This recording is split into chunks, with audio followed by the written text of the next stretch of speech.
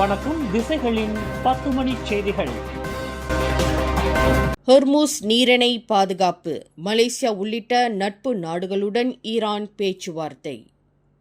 மத்திய கிழக்கில் நிலவும் பதற்றங்களுக்கு மத்தியில் ஹொர்முஸ் நீரிணை வழியாக கப்பல்கள் பாதுகாப்பாக செல்வதை உறுதி செய்ய மலேசியா போன்ற தனது நெருங்கிய நட்பு நாடுகளுடன் ஈரான் தீவிரமாக ஆலோசித்து வருகிறது. இதுகுறித்து மலேசியாவிலுள்ள ஈரான் தூதரகம் வெளியிட்டுள்ள அறிக்கையின் இந்த புதிய நிலவரம் தெரிவிக்கப்பட்டுள்ளது. அமெரிக்கா மற்றும் இஸ்ரேலின் ராணுவ நடவடிக்கைகளால் ஏற்பட்டுள்ள பதற்றம் எரிபொருள் விநியோகம் மற்றும் எண்ணெய் விலை உயர்வை பாதித்துள்ளது. இதை சமாளிக்க ஈரான் தூதரக ரீதியாக செயல்படுகிறது. அண்மையில் பிரதமர் டத்தோஸ்ரீ அன்வர் இப்ராஹிம் மற்றும் ஈரான் அதிபர் டாக்டர் மசூத் பெசஸ்கியான் ஆகியோர் தொலைபேசி வாயிலாக இது குறித்து பேசினர். எரிபொருள் நெருக்கடியை குறைக்க இரு நாடுகளும் இணைந்து செயல்பட உறுதி பூண்டுள்ளன. உலகின் 20 விழுக்காடு எண்ணெய் போக்குவரத்து நடைபெறும் முக்கிய கடல்வழி பாதையான ஹொர்முஸ் நீரிணை வழியாக தங்களுக்கு எதிராக ராணுவ நடவடிக்கைகளை ஆதரிக்காத நாடுகளின் கப்பல்கள் ஈரானிய விதிமுறைகளுக்கு உட்பட்டு பாதுகாப்பாக பயணம் செய்யலாம் என ஈரான் உறுதியளித்துள்ளது. மத்திய கிழக்கில் நிலவும் புவிசார் அரசியல் சூழல் மற்றும் இருதரப்பு ஒத்துழைப்பு குறித்து ஆலோசிப்பதற்காக பிரதமர் டத்தோஸ்ரீ அன்வர் இப்ராஹிம் இன்று மதியம் இந்தோனேசிய தலைநகர் ஜகார்த்தா சென்றடைந்தார்.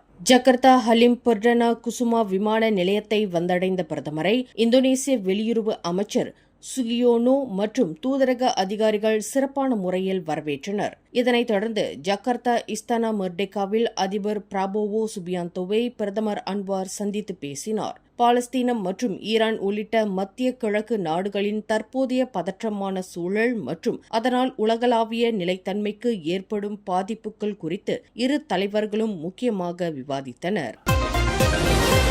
ஒரு கட்சியின் தலைவராகவோ அல்லது பிரதமர் வேட்பாளராகவோ இருப்பதை விட அனைத்து மலாய்க்காரர்களையும் ஒன்றிணைக்கும் திறனே பிரதமர் பதவிக்கு முக்கியம் என்று முன்னாள் பிரதமர் டாக்டர் மகாதீர் மொஹமட் தெரிவித்துள்ளார். எதிர்வரும் பொது தேர்தலில் எந்தவொரு தனிப்பட்ட கட்சியும் வெற்றி பெற வாய்ப்பில்லை. எனவே மற்றவர்களின் ஆதரவின்றி ஒரு கட்சியின் தலைவராக மட்டும் இருப்பது பலன் தராது என்று மகாதீர் குறிப்பிட்டார். மலாய்க்காரர்கள் அனைவரும் ஒன்றுபட்டால் அவர்கள் யாரை தேர்ந்தெடுக்கிறார்களோ அவரே பிரதமராக முடியும். அப்போது கட்சி தலைவராக இருப்பது அவசியமில்லை.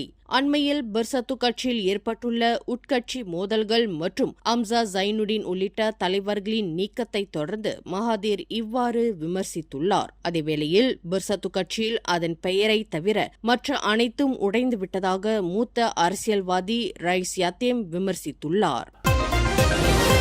மத்திய கிழக்கில் நிலவும் நிச்சயமற்ற சூழலால் ஏற்படும் பாதிப்புகளை கையாள்வது குறித்து விவாதிக்க அனைத்து மாநில அரசுகளின் உயர்மட்ட தலைவர்கள் மற்றும் அரசியல் கட்சி தலைவர்களுடன் அடுத்த வாரம் சிறப்பு சந்திப்பு நடத்தப்படும் என்று பிரதமர் டத்தோஸ்ரீ அன்வர் இப்ராஹிம் தெரிவித்துள்ளார். தேசிய பாதுகாப்பு மன்றம் மற்றும் தேசிய பொருளாதார நடவடிக்கை மன்றம் மூலம் இந்த விளக்க கூட்டம் நடத்தப்படும். பொருளாதார நிலைத்தன்மை மற்றும் தேசிய பாதுகாப்பை உறுதி செய்வதற்கான கூட்டு நடவடிக்கைகள் குறித்து இதில் ஆலோசிக்கப்படும் என்றார் பிரதமர். இன்று புக்கெட் ஜெலுத்தோங் பள்ளிவாசலில் வெள்ளிக்கிழமை தொழுகைக்கு பிறகு செய்தியாளர்களிடம் பேசிய பிரதமர், அண்டை நாடுகளைப் போல சிக்கலான சூழல் நமக்கு ஏற்படாததற்கு இறைவனுக்கு நன்றி கூறுகிறோம் என்றார். தற்போது வரை நாட்டில் எரிபொருள் பங்கீடு முறையோ அல்லது RON 95 பெட்ரோல் விலையில் திடீர் உயர்வோ இல்லை. மே மாதம் வரை விநியோகம் உறுதி செய்யப்பட்டுள்ளது. நிலைமை தினசரி கண்காணிக்கப்படுகிறது என்றார். பேரா கோபெங் பகுதியில் அமைந்துள்ள கோபெங் தமிழ் பள்ளி 14.5 மில்லியன் ரிங்கிட் செலவில் புதிய கட்டிடமாக நிர்மாணிக்கப்பட உள்ளதாக கல்வி துணை அமைச்சர் வாங்காவோ அறிவித்தார். இந்த புதிய பள்ளி கட்டடத்திற்கான நிர்மாணிப்பு பணிகள் விரைவில் தொடங்கப்பட்டு 22 மாதங்களுக்குள் முழுமையாக நிறைவு செய்யப்படும் என அவர் தெரிவித்தார். கல்வி தரத்தை உயர்த்தும் நோக்கில் இந்த திட்டம் முன்னெடுக்கப்படுவதாகவும் அவர் குறிப்பிட்டார். 3 மாடிகளை கொண்ட புதிய கட்டிடத்தில் மாணவர்களுக்கு ஏற்ற வகுப்பறைகள், அறிவியல் ஆய்வகங்கள், நூலக வசதிகள், தகவல் தொழில்நுட்ப அறைகள் உள்ளிட்ட நவீன கல்வி வசதிகள் அமைக்கப்படும் எனவும் மாணவர்கள் பாதுகாப்பாகவும் வசதியாகவும் கல்வி கற்கும் சூழல் உருவாக்கப்படும் எனவும் ஒங்காவோ கூறினார். இப்பள்ளிக்கூடம் மிக பழமை வாய்ந்த கட்டிடம் என்பதால் கரையான் பாதிப்பினால் பலகையிலான கட்டிடம் பெரும் பாதிப்புக்கு உள்ளானதுடன் மாணவர்களின் பாதுகாப்புக்கு அச்சுறுத்தலை ஏற்படுத்தும் வகையில் இருந்தது. இந்த பிரச்சினையை பள்ளி நிர்வாகம் கோபெங் நாடாளுமன்ற உறுப்பினர் தான் கார் ஹிங் கவனத்திற்கு கொண்டு வந்தது மூலம் கல்வி அமைச்சின் பார்வைக்கு கொண்டு வரப்பட்டுள்ளது. அதன் விளைவாக பள்ளியின் புதிய கட்டிட நிர்மாணிப்புக்கு 14.5 மில்லியன் ரிங்கிட் நிதி ஒதுக்கீடு செய்யப்பட்டு விரைவில் நிர்மாணிப்பு பணிகள் தொடங்கப்படவிருப்பதாக ஒங்காவோ தெரிவித்தார். 80 ஆண்டு கால வரலாற்றை கொண்ட கோபெங் தமிழ் பள்ளிக்கு இன்று நேரடியாக வருகை புரிந்த ஒங்காவோ பொதுப்பணி இலாகா அதிகாரிகளின் விளக்கங்களை கேட்டறிந்த பின்னர் நடைபெற்ற செய்தியாளர்கள் கூட்டத்தில் இவ்விவரத்தை தெரிவித்தார்.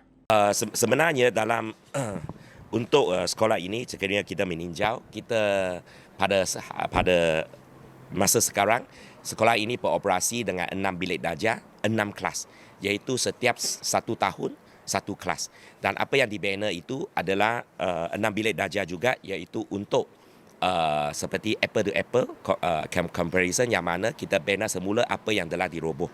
Tetapi apa yang penting adalah apabila saya tengok enrollment murid setiap tahun ataupun setiap kelas, dia ada ruang untuk menampung penambahan pada masa hadapan lagi.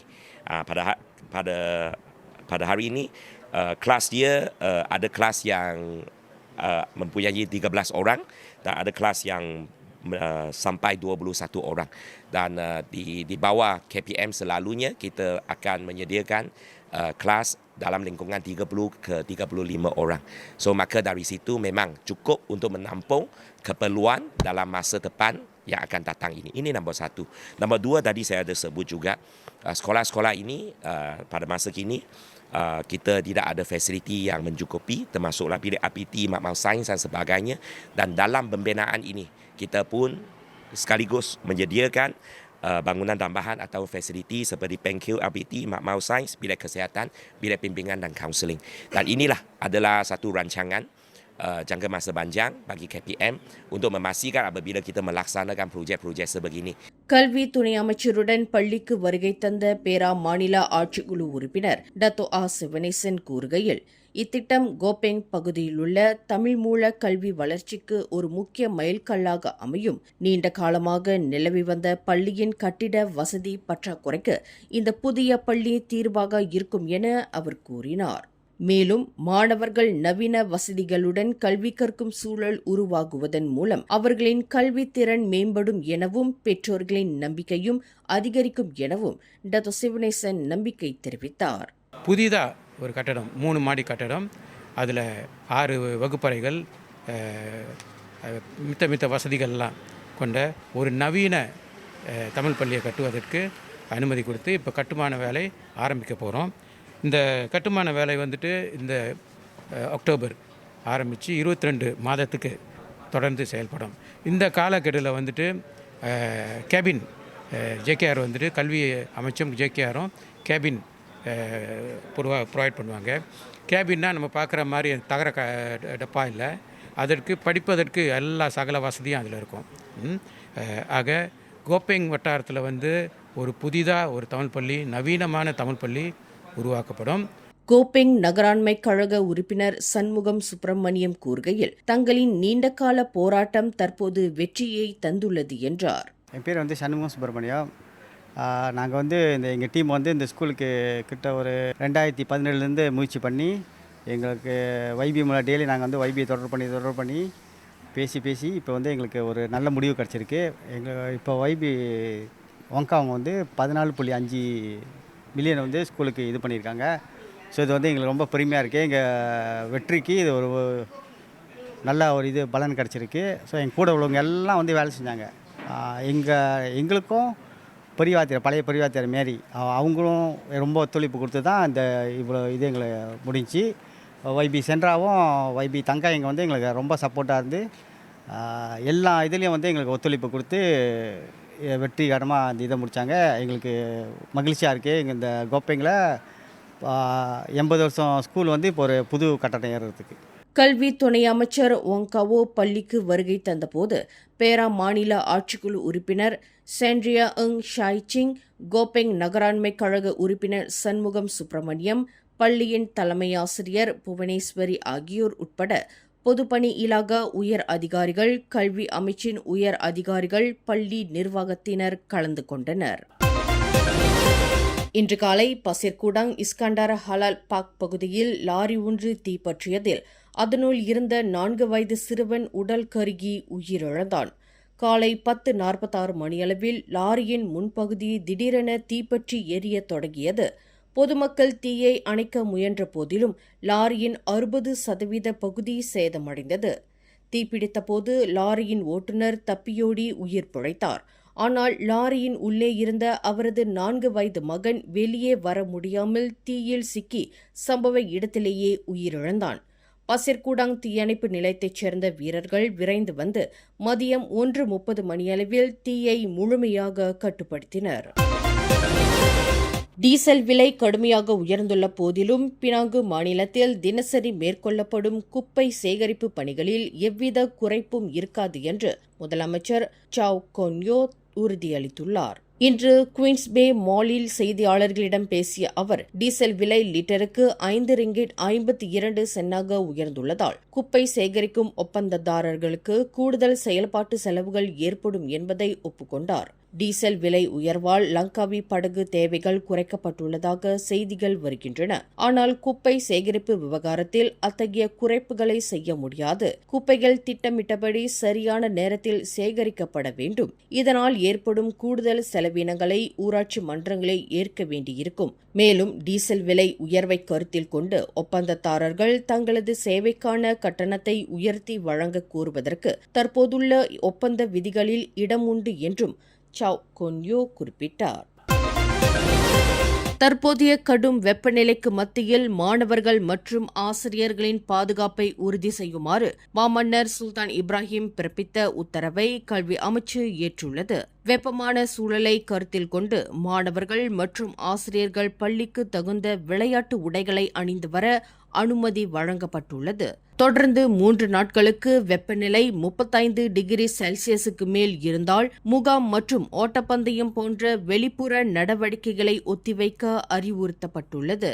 வெப்ப அலை நிலை 2ஐ எட்டி வெப்பநிலை தொடர்ந்து 3 நாட்களுக்கு 37 டிகிரி செல்சியஸுக்கு மேல் பதிவானால் பள்ளிகளை தற்காலிகமாக மூட தலைமை ஆசிரியர்களுக்கு அதிகாரம் வழங்கப்பட்டுள்ளது. வரும் மார்ச் 30ஆம் தேதி திங்கட்கிழமை பள்ளிகள் மீண்டும் திறக்கப்பட உள்ள நிலையில் அனைத்து கல்வி நிறுவனங்களும் இந்த விதிமுறைகளை தீவிரமாக கடைபிடிக்குமாறு கல்வி அமைச்சு கேட்டுக் கொண்டுள்ளது. நாட்டில் 19 யானைகள் விற்பனை செய்யப்பட்டதாக சமூக ஊடகங்களில் பரவும் தகவல் முற்றிலும் உண்மைக்கு புறம்பானது என வனவிலங்கு மற்றும் தேசிய பூங்காக்கள் துறையான பர்ஹிலித்தான் விளக்கம் அளித்துள்ளது. இதுகுறித்து பர்ஹிலித்தான் தலைமை இயக்குநர் ஜெனரல் அப்துல் காடிர் அபு அஷீம் வெளியிட்டுள்ள அறிக்கையில், யானைகள் விற்கப்படவில்லை, அவை பாதுகாப்பு மற்றும் மேலாண்மை நடவடிக்கைகளுக்காக இரவல் அடிப்படையில் மட்டுமே இடமாற்றம் செய்யப்பட்டுள்ளன.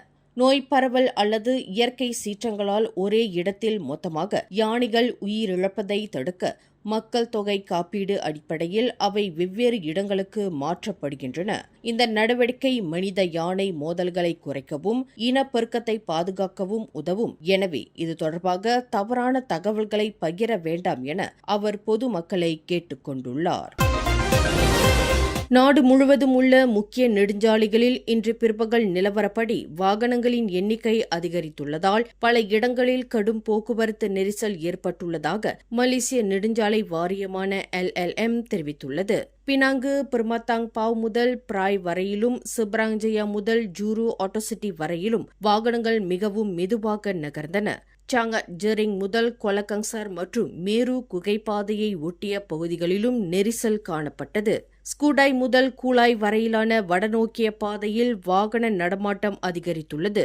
சுங்கைபிசி சுங்கச்சாவடியிலிருந்து கோலாலம்பூர் மாநகரை நோக்கிய பாதைகளிலும் நெரிசல் ஏற்பட்டுள்ளது. ஜோஹர் பாலம் சுல்தான் இஸ்கந்தர் CIQ கட்டிடத்திலிருந்து சிங்கப்பூர் உட்லேண்ட்ஸ் நோக்கி செல்லும் தெற்கு பாதையில் போக்குவரத்து ஸ்தம்பித்துள்ளதாக LLM தெரிவித்துள்ளது. கோலாலம்பூர் ஜலான் கில்லான் லாமா அருகே உள்ள ஒரு மறுசுழற்சி மையத்தில் இன்று பயங்கர தீ விபத்து ஏற்பட்டது. அங்கு குவித்து வைக்கப்பட்டிருந்த மறுசுழற்சி பொருட்களில் பற்றிய தீயால் வானுயர கரும்புகை சூழ்ந்தது. சம்பவ இடத்திற்கு விரைந்த தீயணைப்பு வீரர்கள் பல தீயணைப்பு வாகனங்களின் உதவியுடன் தீயை கட்டுப்படுத்தும் பணியில் ஈடுபட்டுள்ளனர். போலீசாரும் அவசரகால மீட்பு குழுவினரும் அங்கு பாதுகாப்பு பணிகளை மேற்கொண்டு வருகின்றனர். இந்த தீ விபத்தின் காரணமாக ஜாலான் கிலான் லாமா சாலையில் வாகனங்கள் மெதுவாக சென்றதால் கடும் போக்குவரத்து நெரிசல் ஏற்பட்டது. உயிர் சேதங்கள் அல்லது விபத்திற்கான காரணம் குறித்த விரிவான தகவல்கள் இன்னும் உறுதிப்படுத்தப்படவில்லை. கோலாலம்பூர் வங்சா மாஜு பகுதியில் உள்ள மசாஜ் நிலையம் ஒன்றில் கூட்டரசு பிரதேச குடியிருப்பு பிரதிநிதித்துவ மன்ற உறுப்பினர் ஒருவர் பாதுகாப்பு பணம் கேட்டு மிரட்டியதாக வெளியான வீடியோ தொடர்பாக போலீசார் விசாரணையை தொடங்கியுள்ளனர். இதுகுறித்து கோலாலம்பூர் போலீஸ் தலைவர் டத்தோ ஃபடில் மாசஸ் கூறுகையில், இந்த சம்பவம் தொடர்பாக இதுவரை 3 புகார்கள் கிடைத்துள்ளன. குற்றவியல் சட்டத்தின் 385வது பிரிவு மற்றும் 1998ஆம் ஆண்டு தகவல் தொடர்பு மற்றும் பல்லுலக சட்டம் ஆகியவற்றின் கீழ் வழக்கு பதிவு செய்யப்பட்டு விசாரணை நடைபெற்று வருகிறது என தெரிவித்தார். அண்மையில் சமூக வலைதளங்களில் வைரலான சிசிடிவி காட்சியில் தங்களை கூட்டரசு பிரதேச குடியிருப்பு பிரதிநிதித்துவ மன்ற உறுப்பினர்கள் என அடையாளப்படுத்திக் கொண்ட இருவர் மசாஜ் நிலையம் ஒன்றில் பணம் கேட்டு மிரட்டுவது பதிவாகியிருந்தது. குடியிருப்பாளர்களின் புகார்கள் மூலம் நடவடிக்கை எடுக்கப்படாமல் இருக்க பாதுகாப்பு கட்டணமாக இந்த பணம் கோரப்பட்டதாக தெரிகிறது. மேலும் செய்திகளை தெரிந்து கொள்ள கீழே இருக்கும் பெல் பட்டனை அழுத்துங்கள். உங்கள் மகிழ்ச்சியை வெளிப்படுத்த லைக் மற்றும் ஷேர் செய்யுங்கள். தொடர்ந்து திசைகளோடு இணைந்திருக்க சப்ஸ்கிரைப் செய்யுங்கள்.